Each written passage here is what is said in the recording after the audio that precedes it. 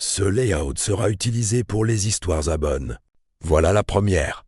Une fois quand j'avais 10 ans, j'avais une meilleure amie. Elle était trop cool, mais un peu bizarre, genre elle disait « Je te jure, l'humain c'est bon ». Donc je la connaissais en vrai. Je vais pas dire son nom, mais on va l'appeler Marie, donc c'était genre un 1er juin, nouvelle année, et là je l'invite à dormir chez moi, normal quoi.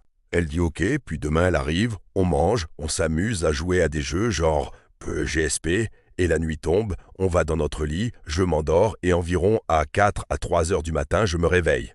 Alors je descends, et là j'entends un bruit agressif d'une personne qui mange. Alors là je savais c'est ma meilleure pote, parce qu'elle n'était pas dans son lit, et là je vois elle se tourne vers moi, il y a du sang qui coule sur ses lèvres. Je lui dis « Oh, Kava, tu t'es pas fait mal en mangeant ?» Je vois derrière elle des morceaux des trucs en forme de bras et jambes d'humain. Alors là, je grabe les clés et je me tape mon plus gros sprint, mais faut savoir moi JS, je cours pas vite. Donc là, elle me rattrape, je lui donne un coup dans la tête, elle recule, je sors et je ferme la porte à clé et je cours vers le commissariat le plus près.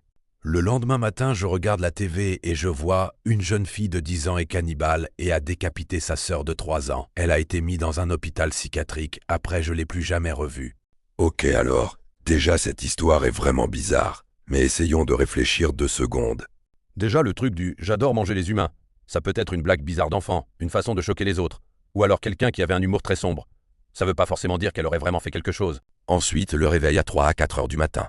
À cette heure-là, le cerveau peut parfois être encore dans un état bizarre entre le sommeil et le réveil.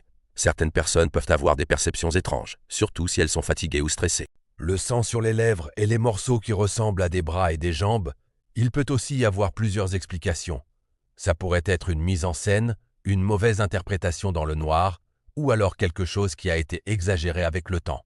Par contre, le détail de la télé le lendemain, avec une fille de 10 ans cannibale qui a tué sa sœur, là c'est le moment où je me pose des questions, parce que c'est quand même une coïncidence énorme. Donc soit l'histoire est vraie et il manque énormément de contexte, soit c'est une histoire inventée et transformée pour faire peur. Mais dans tous les cas, le détail le plus inquiétant reste la phrase sur l'humain au début, parce que même en blague, c'est quand même assez glauque. Voilà, merci pour ton histoire.